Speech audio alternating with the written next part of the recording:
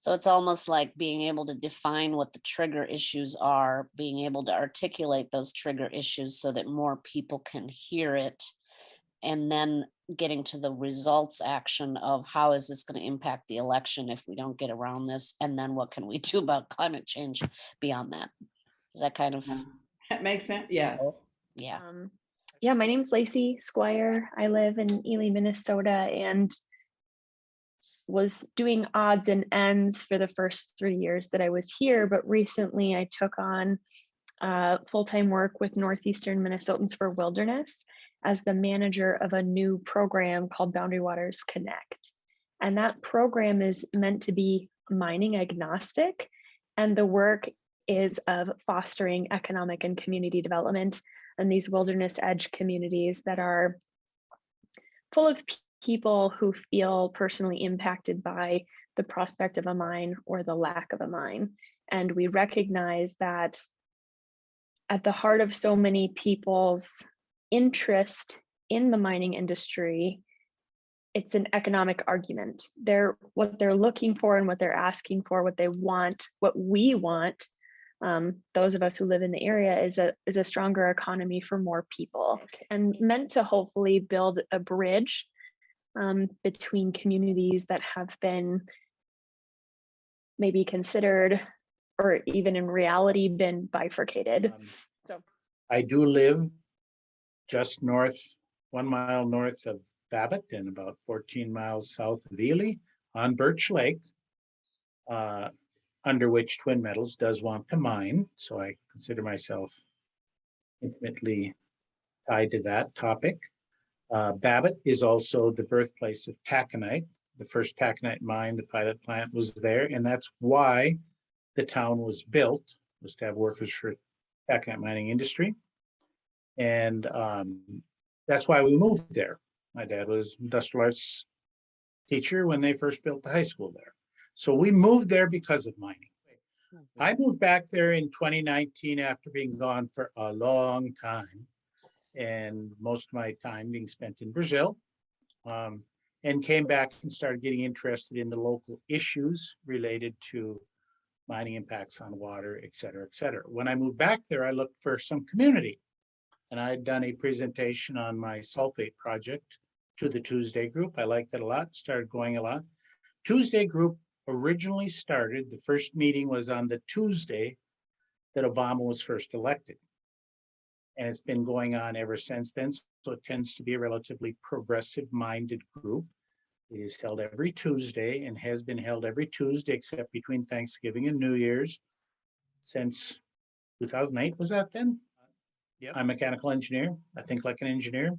I have worked in and around mining in a lot of different capacities, selling to mines, working with mines. When I came back to Minnesota from Brazil, I realized we had a big issue related to sulfate. Not sulfate from copper nickel mining, sulfate from taconite mining. Because taconite mining also has sulfur in it from the pyrite or the iron sulfide in it. And taconite mine pit lakes and tailings basins tend to have extremely high sulfate concentrations in them. That is the sulfate that is going downstream and damaging our wild rice. That does not meet any standard. And there has been nothing doing about it. What we've been doing is shouting at each other a lot about it. Saying, oh, we got to protect the native rights with wild rice. We don't want to kill the wild rice and all that stuff, but oh, it's too expensive. We can't do anything about it. So I decided to work on the issue of how do we remove sulfate from taconite mining impacted waters. It's not sulfide mining impacted waters because we don't have any of that yet. What we do have big scale is taconite mining, and that's where the sulfate comes from now. And Polymed in their review process proved that it could be treated with reverse osmosis, but that's very expensive, too expensive for the taconite mines. So I've been working on methods to biologically remove the sulfate that is far more affordable. And I think there are solutions to that problem and things that could be very good for the environment, cut down the sulfate, but also could be good for mining in a way.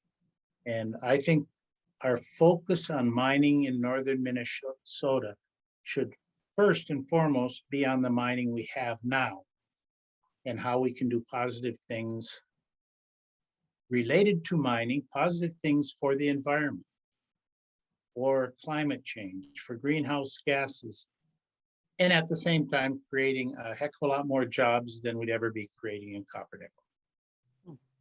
I think we have to pivot our view and concentrate a heck of a lot more on the industry we do have, because if it doesn't make a big change, which I think is going to happen, we could lose that whole industry, because the steel industry is moving to much lower emissions with electric arc furnaces, and our taconite pellets cannot be used in electric arc furnaces. That means we have to make a big change, which could be a very positive impact on lowering emissions, as well as a tremendous job creating function on the Iron Range, let's say on the other side of the divide from the boundary waters. It would not be impacting the boundary waters.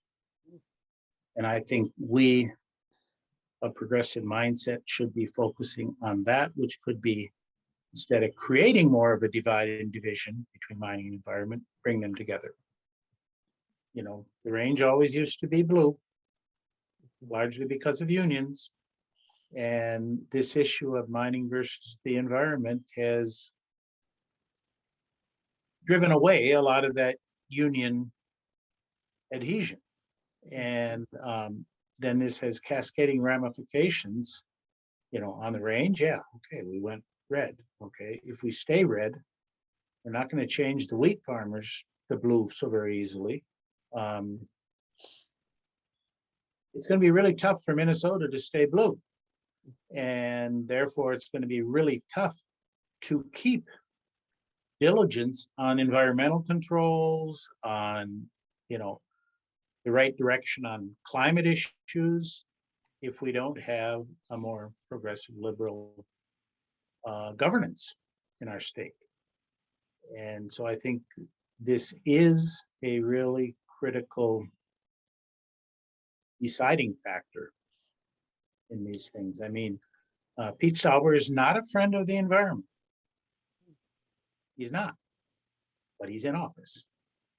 And we need to take those things very serious if we have a interest in the environment, climate change, greenhouse gases, and all that, because this is a critical place for some of those issues. Different unions are debating who has been more loyal to the unions.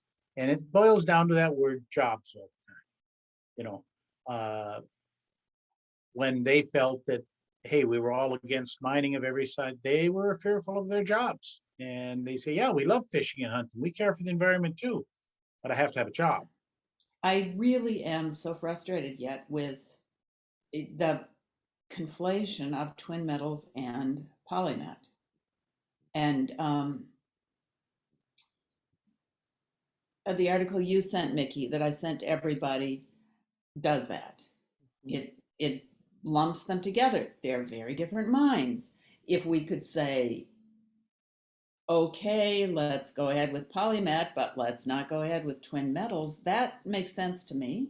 I think Betty McCollum is on that side, but people keep saying that she's in favor of copper nickel mining, so she's bad on that score. And that it isn't true. They are very different mines, and Jeff could talk about, or even I could talk about how they're different, but let's just say that needs to be paid attention to. And then the term mining has got to be separated out. And the issue of direct reduced iron is not being talked about at all. And that is a huge climate issue. And it is the biggest issue for mining in northeastern Minnesota, bigger than copper nickel mining. But Does anybody even say that? Does anybody know what DRI is? You know, anybody who's not in the mining industry or somehow related to it. Yeah, and why and I just feel like most liberals in the cities do not understand that the range is necessary for them to maintain any kind of liberal control over the state. And people do not seem to understand that it is better to get a sort of bad thing under liberal control than under conservative control. So, you know, we cannot vote the minerals out of the earth. They're going to be there. They've been there since, I mean, we've known about them since I was about 16, and it's been a controversy the whole time. And it's only because we could exploit other people in other countries that they're still there without being dug up. I get, sorry, passionate about this, but it feels like they're really difficult things to talk about in any group. I remember some of my very dear neighbors who would meet me in my co-op in St. Paul, and one of them said, "Oh, we've got to save the Boundary Waters because my grandchildren have got to be able to go there for summer camp." And I want to say, well, sorry, I was going to say a bad word. Who cares about you and your grandchildren who can go any place in the damn world? What about my nieces who can't go anywhere because they can't get out of Babbitt? What about them? And are you even noticing that people live there? And yeah, my lake, our lake, would probably die if Twin Metals goes in. So I'm pretty passionate about that, but I hold off talking about that at first because I'd like for them to find out if they can do PolyMet safely, and I think that would supply whatever we need. Maybe we could get enough nickel by recycling, but what about all the others? You know, most of these articles will just pick one of the metals and talk only about that. So in a way, I'm not happy that the environmental impact statement was halted for Twin Metals, because that would tell us what the environmental impact is instead of everybody just spouting off what they assume it would be. Allowing an environmental impact statement is different from allowing mining. Which is one of the big differences between PolyMet and Twin Metals. PolyMet has been going through that environmental review, now running on 18 years. So we have learned a lot about it. Twin Metals was just barely starting. We haven't done any of that studying yet. And well, we've got the hard positions. Oh, yes, we can do it safe. And other ones that say, oh, no, you can't. But we stopped all studying. And my big fear of Twin Metals was in a previous administration, they tried to push that through without an environmental review. That would have been disastrous in my book. Where PolyMet has gone through extensive studies, and there's probably still some risk there, but at least it's not in the watershed of the Boundary Waters. And so I observe informally that a lot of the people in the area who are frustrated with environmental organizations advocating against copper nickel mining are not aware that at least the campaign to save the Boundary Waters is not against taconite mining. And what we're arguing against is a proposed mine. There's no argument against the infrastructure that's already operating. And the people who are here who are on the kind of other side of that divide also really don't know that. And I think it's a huge part of the tension. I started going through old editorials from the local newspaper. I can't remember why. I don't know what I was looking for, but I was deep into another region of the internet and seeing these editorials from people who had lived in Ely in the 50s and 60s and experienced the Ely public school system, graduating 100, 120, 130, 150 high school senior graduates annually. And I think at the time they were at maybe having their lowest ever graduating class of like 32 students, or, I'm not exact on the numbers, but that's hurtful. That's painful. That's sad and hard to watch and hard to see. And I come from a small town. My dad was a 42-year employee of Minnesota Mining and Manufacturing. I come to the work very much like as an advocate for rural America, because I think if we can transform rural economies, we could change a lot. But I feel really a lot of empathy and sympathy for the people. This is their home, and the school's down to 1/5 the enrollment that it used to be. There's buildings that are in disrepair. There are people who own homes that can't afford to provide upgrades or do important maintenance. I mean, it's sad. And so it's not all people just like absorbing others' talking points. They have a very personal connection to the idea that the economy needs to be better. Mhm. And there's someone out there saying there's a way to make it better. And then there's a group of people like trying to block it. And I don't agree that a copper nickel mine is an economic solution, but I understand very much the need for an economic solution. And I The April issue is about collaboration, and it features mostly stories from all around the state related to local food systems. And we have a story from Finland, Minnesota, and then we have a story of slow money investments in sustainable agriculture that's happening in a couple different spots. So looking forward, as if there was no politics in between, what are the solutions to economic recovery? A variety of them, mining and otherwise, for helping the area thrive. Well, some barriers to economic growth. I mean, Ely and Babbitt, Tower, Cook. I mean, we are wilderness edge communities, and we are neighbors with America's most visited wilderness.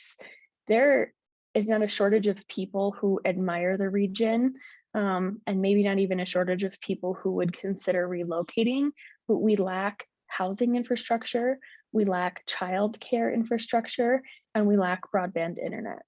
Yeah. And so those are the three most important things that need to happen in order for us to fully engage more other economic growth initiatives. So new resident recruitment, we identify as hugely important to an effort to grow the economy. Incubating other businesses, other manufacturing, maybe even getting more involved in the tech industry. I mean, that's kind of like the generic trend. If you try to research rural innovation, those are the directions that current resources would point you toward.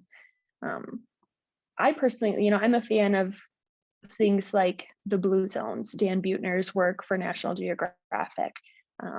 And I think what we have in this region is really, I think, people who are looking to live a more intentional life and learning that where you live and where you are can really nudge you and impact your day-to-day lived experience, would see these wilderness edge communities as a go-to place. And we have all these amenities, but again, that lack of housing, lack of childcare, and lack of broadband internet will get in our way. Mhm. No, when we were in Babbitt schools, it was the second richest school district in the state. Now it is totally consolidated. There are, I think, maybe 15 kids in Elora, my grandniece's class. Yeah, well, last year, well, when I graduated, there were 82 graduating, and Babbitt was not consolidated with any other town yet. Since then, Babbitt has been consolidated with Embarrass, Towers, Sedan, all going to Babbitt. Last year, they graduated 22.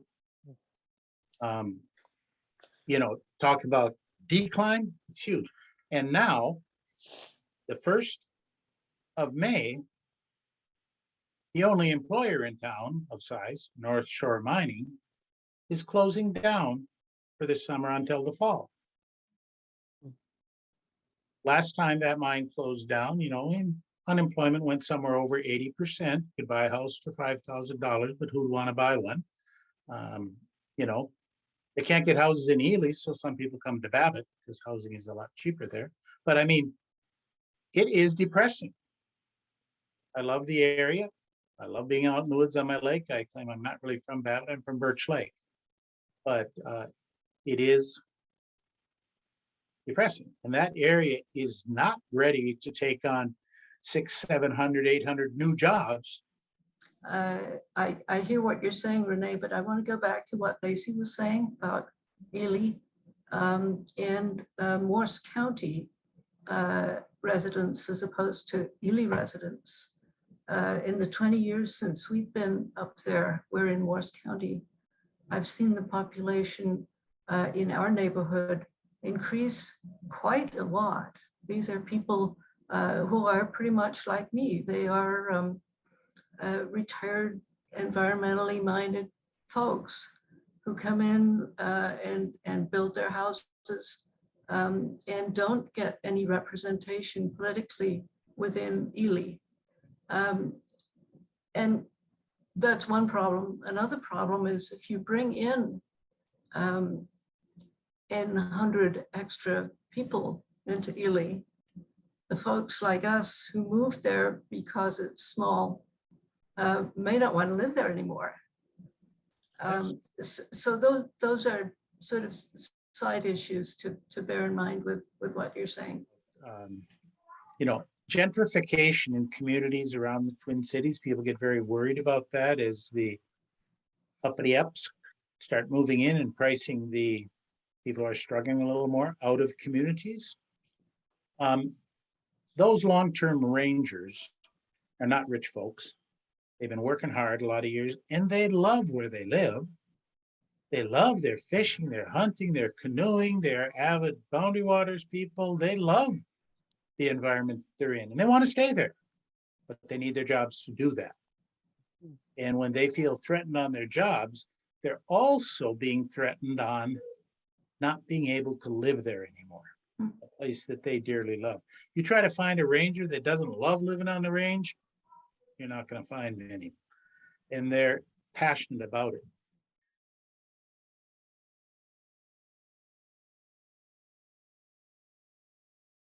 What I've got to say about DRI, it's, you know, technically direct reduced iron, big deal. But it relates to the ongoing viability of the Iron Range as a whole. And this is something that Aaron Brown is very eloquent on. I'm not so eloquent as him, but he has been one who has formed some of my thinking on it. The steel industry worldwide contributes about 9% of all greenhouse gases. The US is much lower on that than 9%. China is much higher on it, but steel making has to change. We can't rely on open hearth furnaces like we used to, or blast furnaces like we do that use coke and coal. It's a very, very, very dirty process related to carbon and greenhouse gases. The US now produces about 70% of its steel in electric arc furnaces. It's making progress. That's how it's brought it down from 9%. And the steel industry is on a trajectory declared by the steel industry themselves to be dramatically lower on greenhouse gases and carbon emissions. Blast furnace, which was the traditional way, you load it up with raw ore, taconite pellets, and that's what taconite pellets were designed for. And with a lot of coking coal, and the carbon in the steel comes from the coking coal, as that's the heat source as well, but it puts off tremendous amounts of carbon dioxide, carbon monoxide, and carbon. These are very expensive, big units. Electric arc furnaces, which you'll see referred to as EAFs, electric arc furnaces, were developed to recycle steel. You can put it in there through an electric arc, melt the steel, and make new steel. Well, there's not enough recycled steel to feed all our appetite for new building. So they started adding other types of iron to it. But you cannot add taconite pellets to electric arc furnace because taconite pellets are too low in iron content. They do not conduct electricity. So that's why the ore from Babbitt was sent to Silver Bay through a process there, and then sent to Toledo, Ohio to make direct reduced iron, which is about 95, 96% iron and will conduct electricity very well. And so it is a feed for electric arc furnaces. And as we go forward, each year they're shutting down another blast furnace. They just already this year, Cleveland-Cliffs shut down a huge one somewhere around Cleveland. And they said they could do that because they have more scrap and they are creating DRI to feed the electric arc furnaces. Great, but therefore they don't need so many taconite pellets. Well, when the last blast furnace shuts down, they will have zero need for taconite pellets. So if the taconite industry in Minnesota doesn't change, it's not going to have any markets. Cannot afford to send taconite pellets anywhere else except the steel mills around the Great Lakes. So first and foremost, Minnesota taconite production from Minnesota has to turn into DRI. The question is where you do that. It takes a lot of energy. It takes natural gas to do that. Cleveland-Cliffs is saying, oh, if we are supported by the states adequately, then we'll do it in Minnesota. US Steel says the same things. We'll do DRI in Minnesota. Will they? I don't know. But if we hope to keep those jobs in Minnesota, it has to happen. And if we can, at the same time, well, Midrex is the company who developed the DRI process, and they have DRI, which is current time based on natural gas, and then natural gas with hydrogen. But the end game that they are promoting and the steel industry is promoting is to make DRI with hydrogen. If you can take at the mine site taconite, process it into DRI at the mine site using hydrogen locally generated, and convert that into pig iron on the mine, you'd essentially have a iron making, or prelude to steel, making with almost zero emissions, which would be a tremendous benefit for reducing climate change gases, greenhouse gases, and carbon emissions. It would be tremendous. And the question then becomes, and that's the direction that the steel industry is going now.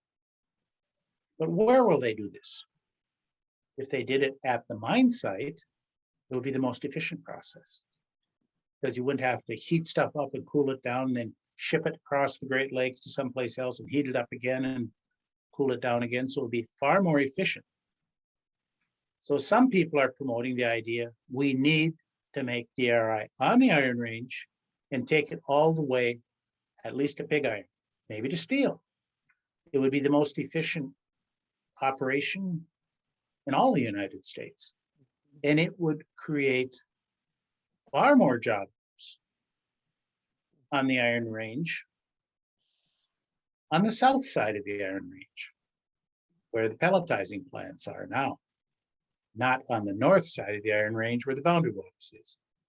And those jobs, which are not only saving jobs by not letting the taconite pellet industry die, but creating new ones, would be many, many, many fold more than anything you'd be talking about copper nickel. Now, we talk a lot about copper nickel. Who is talking about this transition of the steel industry? Where is that idea? Well, that idea is being put out by the steel industry now. Okay. They are claiming we're going to zero emissions, that they are jockeying to see who's going to be the first to do DRI on the Iron Range, but it's the battle of titans. It's US Steel against Cleveland-Cliffs against Esser Steel from India. Who's going to do it first? Okay. IRRB, which is Iron Range Resource and Rehabilitation Board, I guess they dropped the B, the board, week or so ago put on a 6-day webinar talking about this direction. And one of their complaints is, we talk about it up here on the range, but nobody else listens. And it's the same type of thing. Why did Tom Bach and Thomasoni stopped being Democrats Mm. over this issue. So the rest of you just don't listen. That's why they became independents, and now they're not running anymore. Because the Republicans wouldn't take them, we wouldn't take them back either. So hopefully we'll get some new people in that have more balanced thinking, because we need to be talking about our existing employment that has gone down because it's been mechanized. We're producing more taconite than ever before, but no more jobs because it's been mechanized. That's dear to the hearts of the unions. If we were preaching, hey, we want to support the transition of the current taconite industry to a lower carbon, lower greenhouse gas, good for the environment industry right here in Minnesota, you would get the unions on your side, you would get everybody else that goes with them, and people would see the prospect of good paying union jobs that are not under Birch Lake. But see that prospect of having a good job on the edge of the wilderness that they dearly love. But how do you articulate that? How do you get people to get deep enough into the technical side of that to understand what is really going on? Mhm. And so that's something that I'm really pretty passionate about and kind of frustrated is how do you get this message out? Society of Mining Engineers has their conference in Virginia. The first day of that is an 8-hour tour over at Mintac where they're talking on the US Steel Mintac agenda. How are we, US Steel, going to become a green company? That's new. And it's significant. And it has direct impact on the Iron Range and how we deal with that and, you know, convey that message to the populace, to the voters, and our candidates.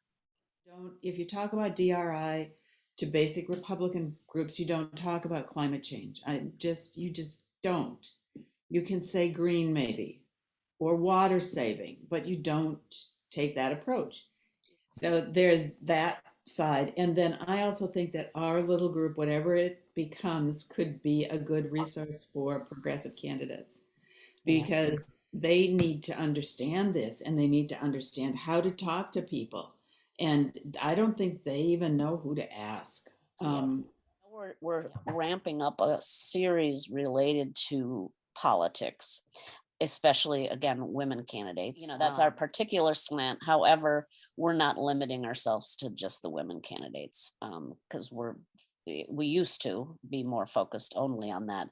But my feeling is that, you know, women now should be leading a lot of conversations in politics, and that involves bringing everybody to the table and not just going to an exclusionary model. Thank you. Yes. So